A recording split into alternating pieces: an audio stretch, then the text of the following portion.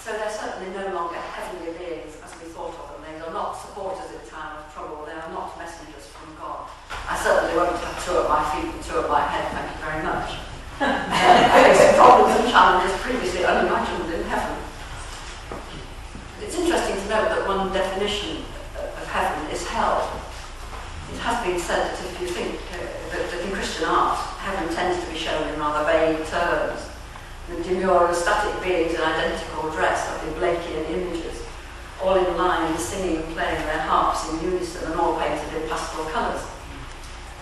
Or, of course, you can have Rubens-style chubby babies floating in space like adverts for carnation milk, never crying or wanting to be picked up. Certainly rather boring and soulless. Whereas hell is usually depicted in exotic colours and magnificent detail and imagery and full of excitement and adrenaline. So, you have to choose where you'd rather go. And there are those who suggest that God, if he/she exists, created man because he or she was bored and lonely. Usually makes the point, joking apart, that God is deficient in one thing. He cannot cease to be. His choice is not to be or not to be, but to create or not to create.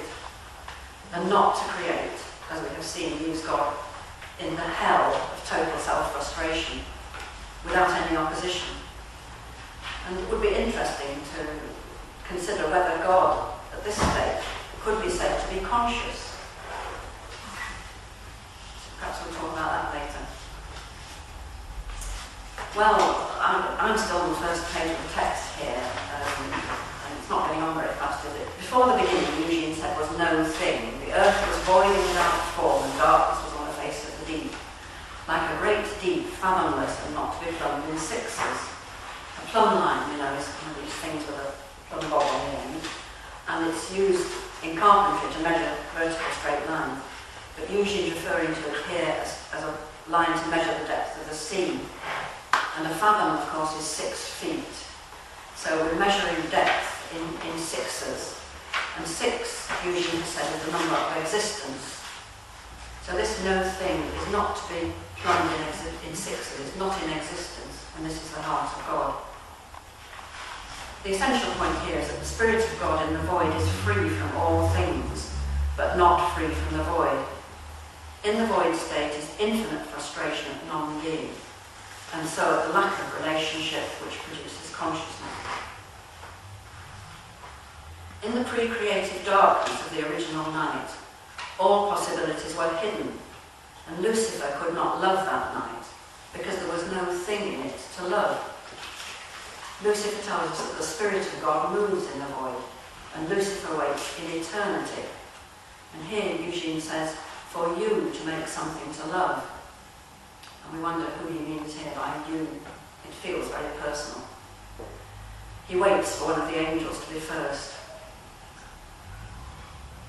So let's move to page 9. Lucifer gives himself the role of breaking darkness with the words, let there be light. Move the angelic being down.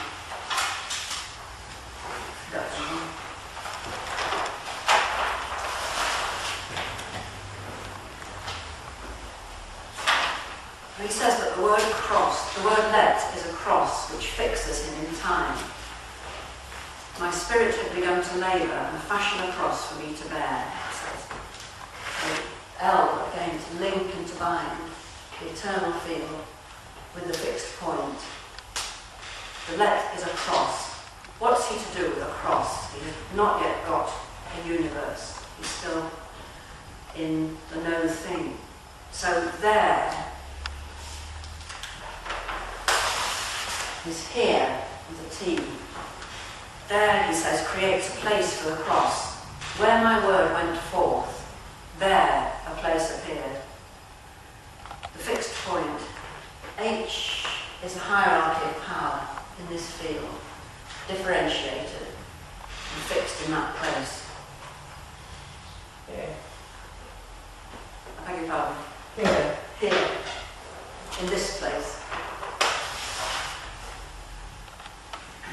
B is a fit dwelling place for the crucified spirit. B, Hebrew Beth, means a house. Again, the field. dwelling place for my crucified spirit.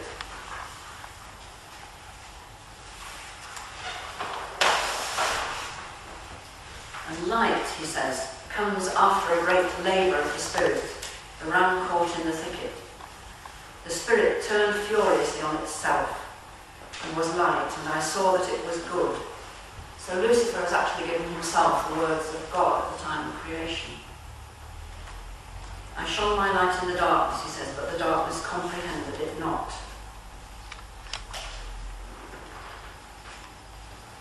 So there is a discussion next between Lucifer and the now half-sleeping assembled ones. And they say the covers of their egos did they move, as if to close them even closer, like curtains against an unwelcome door. I think that's a wonderful feeling, isn't it? Anybody felt like that when the alarm goes off too early? If you identify with these sleeping or half-sleeping assembled ones, I'm sure that's how you sleep your way through this reading, and that's how I came to dislike the book so much. So the assembled ones in the Ford are identified as angels who endlessly praise God, but protect themselves from innovations which might disturb their heavenly bliss, and therefore are bound to refuse the light of consciousness which Lucifer brings to them, and which could disturb their peace and quiet. Lucifer is aware of the infinite possibilities and unique differences suppressed in them, and the whole creative power of each individual life. And later in the book, I think it's a description of the assembled ones. It's just wonderful. He says, with mild eyes they gaze about them. With gentle sounds they speak of their common source. They stand on the plain and walk the middle way, balanced forever between mountain and chasm. They walk forever with quiet steps, none greater, none smaller. And the Spirit of God says he doesn't like their weakness, their gentle love of equalness, and the way in which they gently bend their knees in praise. And he says, no more limb disposing for praise. Pretty clear, isn't it? The common source to these assembled ones means that all is in common, and therefore cannot be changed. No one can be different from another. So they're all held in safety in this delightful stasis of non-development. We used to have a lovely poster, which some of you may have seen in our cloakroom, which said, a ship in a harbour is safe, but that's not what ships are made for. In the foreword, Eugene has explained that Lucifer's goodwill opposition, aimed at the disclosure of the central truth of creativity, fulfills his role as a tempter. Lucifer manages to persuade the assembled ones to take some of his light for themselves, and only in the hope of keeping him quiet they agree to do so. And they all take a little and put it on their heads. So their accumulated light is then the same as Lucifer's one light. They don't want to stand out from the crowd, so they share equally. Well, we're actually up to page 12. The story is moving very fast and becoming very complex. And it's extremely hard to trace Eugene's writing, because every word is essential. But briefly, Lucifer is accused of pride for being the first to aspire to the light. And he agrees. Pride, he says, is a dividing fire. I kindle the fire, he said. If I had not, we should all be one again, or none in the great negation. And he says, my pride is the fire of my life, a lust to overcome, an opening of the eyes to see, a love of all clearness, a destroyer of all obscure things.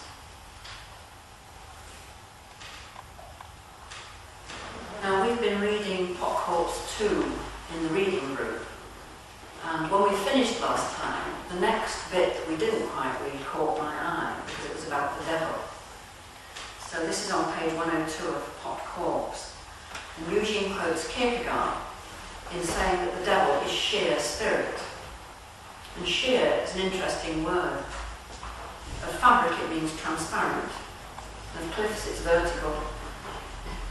And it can also refer to that which is pure and undiluted. So the devil is sheer spirit.